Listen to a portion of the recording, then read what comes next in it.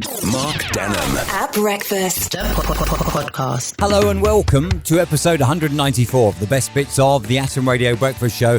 And this is Mark Denholm. Pleased to say that I've lasted in the job longer than Kwasi Kwarteng. Also lasted longer than Boris Johnson and indeed Liz Truss, but she's still going. Anyway, on the way in episode 194, we've got parking, we've got strange discoveries, we've got a big issue with the big issue, random words, miscommunication, we've got cheating without cheating as well, and that did confuse me greatly, I'll be honest, and cult TV that you've never ever watched, and I can hold my hands up and say many of them, but not the first one that we got on the day. Mark Denholm at Breakfast Podcast. We did Annoying Passengers on Friday, and today, now this is, the same thing happened to me on Friday, to be honest. I went to the car park at Pets at Home on Friday on the Farnham Road in Slough, and there was only one space available, but that wasn't available because some muppet in the car next to this space had managed to park at a 45-degree angle with the bonnet of their car over in the space next to them, and it was a complete and utter bit of naff parking. However, a motorist in Leeds has also sparked controversy with their BMW M3, which is parked across two bays. Now, this is not like a part of it across two bays. This is actually parked across two bays. One set of wheels in the bay on the right, one set of wheels in the bay on the left. And drivers are divided over the shameless parking, but the question has come up, who's in the right? Now, obviously, those that say the driver shouldn't have parked like that are in the right. Spaces are marked out and you should fit your car in one. It's that simple, in my opinion. But where do you stand on this? Would you do this? I know people do it to stop people opening their doors and stuff into cars and that, and also to ensure that they have enough room to get in and out. Would you do it though? If there were two spaces next to each other in a car park, would you do it? This is Mark Denholm at Breakfast. Atom Radio. Streaming from Slough, banging out the anthems. This is Mark Denholm at Breakfast Morning. Welcome to Monday. A couple were, well, I don't know what they were doing, but they found coins underneath their kitchen floor. I have no idea why you'd be digging up your kitchen floor. These coins went on to sell at £750,000 at auction. That should pay for their new dishwasher and a new oven, I would imagine, and hopefully the cost of the floor that they dug up to find them as well. Mark Denholm at Breakfast Podcast. The big issue is urging Britons to consider selling the magazine as a second job and to earn up to £150 a week to help survive the cost of living crisis. Now, I thought that was all about homeless. I thought it was the homeless that sold the big issue. Mark Denholm at Breakfast. This is Atom Radio. If I was to dare you to do something right now, and later on you recanted the story, you would probably say Mark dared me, would you not? Well, you'd be wrong. The simple past tense version of the word dare is durst. I'd never ever have known that. Yeah, Mark dursed me to do it. I'd never have known. What? Mark did what?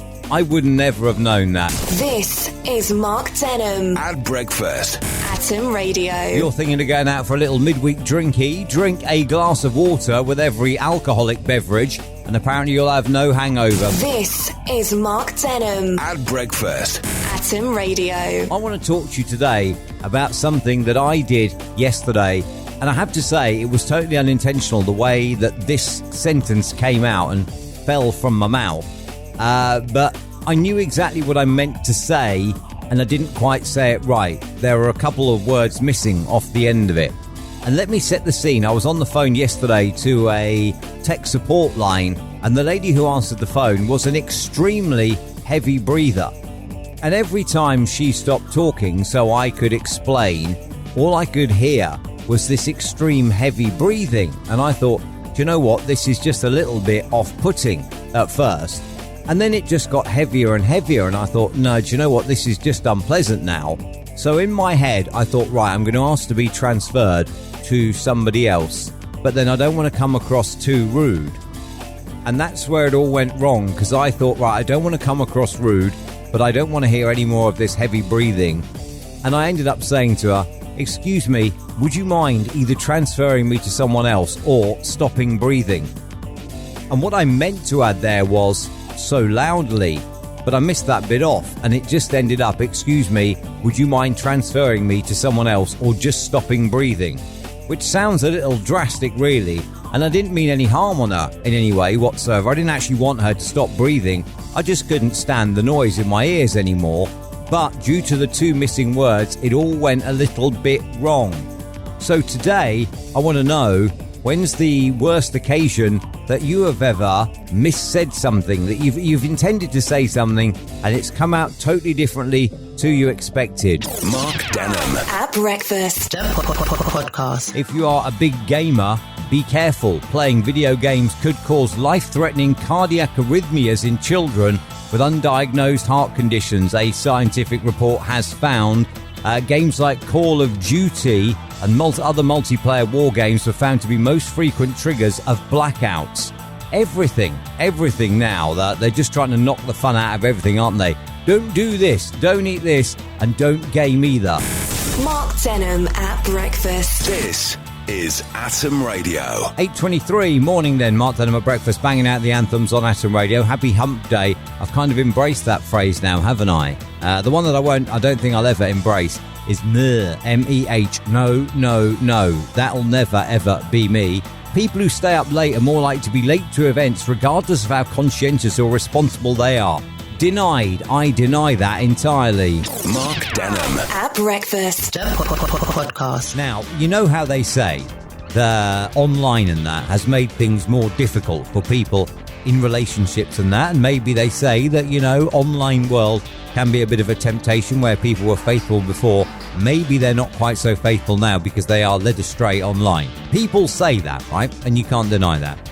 In 2007, and we're going back, 15 years here. In 2007, a married couple divorced after realising they were cheating on each other in an online chat room with each other.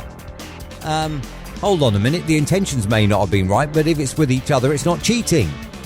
I am so confused by that. I don't think you're cheating if you're cheating on your other half with yourself. That's not cheating, is it? This is Mark Denholm. At breakfast. Atom Radio. I think I've just been Maybe I should get to grips with the English language. I think I've just been reintroduced to my childhood. Morning, Gary. Thank you for your email today. We're talking about gadgets because it's estimated that Britons are sitting on an absolute goldmine with millions and millions of discarded, unused gadgets, 527 million of them, all containing gold, silver and palladium, some of the world's rarest materials. Now, it's said that 527 million of these are being hoarded that are unused. I want to know what it is that you're hoarding. On air at atomradio.co.uk. Gary may very well have absolutely reintroduced me to my childhood, because Gary says, I've got no idea what you call it, but it's a little Nintendo thing that I got as a kid, and it's got a Mario game on it, and it was handheld, and it had buttons on either side, and it had this little like grey and black and white screen thing on it.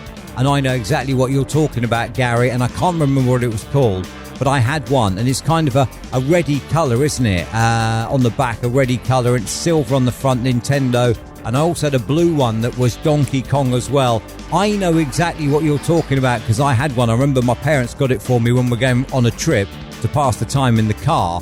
And then I think maybe for my birthday, I then got the Donkey Kong one as well. I remember that, Gary. You've brought back my childhood. Thank you so much indeed. A big smile on my face. Mark Denholm. At breakfast. Podcast. Coming up 17 minutes to 7 o'clock. Morning. Mark Denholm at breakfast, banging out the anthems on Atom Radio. And you know what? Because Gary put a smile on my face with the old Nintendo game thing that we were discussing yesterday, I actually went about and Googled this. And I found that there is one on eBay, and I have got a cheeky watch on it as well. I don't know that I'm going to buy it, but I have got a watch on it. This is Mark Denholm. At breakfast. Atom Radio. Last night was the NTAs, and also on the day of the NTAs, it was revealed large percentage of the population has never actually watched Keeping Up with the Kardashians, and I am amongst that percentage of the population that's never watched it. I genuinely couldn't care about a family that weren't famous before somehow they got their own TV show. I couldn't care. I want to know today, though, what is the TV show that everyone raves about that you have not watched? On air at atomradio.co.uk. for the TV show that's a cult you've never, ever watched. And we'll start with Cam. And I find this unbelievable, Cam, if you don't mind my saying. Cam has never watched an episode of Friends. How can that be?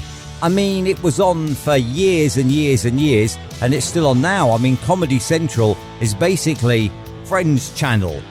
And I love Friends. It took me a little while, to be honest, to get into it back in the day, like when it was originally on. It took me a little while, but I love Friends. And if ever I see a rerun now, well, I'm flicking through the channels thinking, what can I watch? What can I watch? If I see there's a Friends on, I will often stick it on and watch it. Anyway, Cam, I think you should educate yourself, my friend. It's on Comedy Central. Go watch it. Mark Denham. At breakfast. Podcast. Now, I was thinking, right, I've never watched an episode of Peaky Blinders. Never watched an episode of Keeping Up with the Kardashians. I've never watched an episode of Stranger Things. And there are many, many TV shows that I know a lot of people do watch and rave about. And I've never watched them. And indeed, I got Netflix when I upgraded my TV package. They threw in Netflix, and it's a 2-user package. My son's got it logged in on his phone, and I've got it logged in on the TV. I've still never ever watched anything on it, right? But Friends, I mean, who has never watched Friends? That amazes me. That, you know, it was the biggest thing of the 90s and noughties, wasn't it? Friends. And if there were no Friends, there'd be no Comedy Central, because that's virtually all they show all day, every day. How can you not have watched Friends? And then that cheating thing, I kind of get it now, I suppose. The fact that they were prepared to cheat on each other is the issue, I suppose, rather than the fact that you can't cheat on someone by cheating yourself. Yeah, I kind of get it now. It makes sense to me. Thank you for checking out this week's episode of the podcast. Breakfast show back Monday morning, 6 till 10. And don't forget, if you've enjoyed this, subscribe to the podcast and listen on Monday from 6. Mark Denham. At breakfast. Podcast.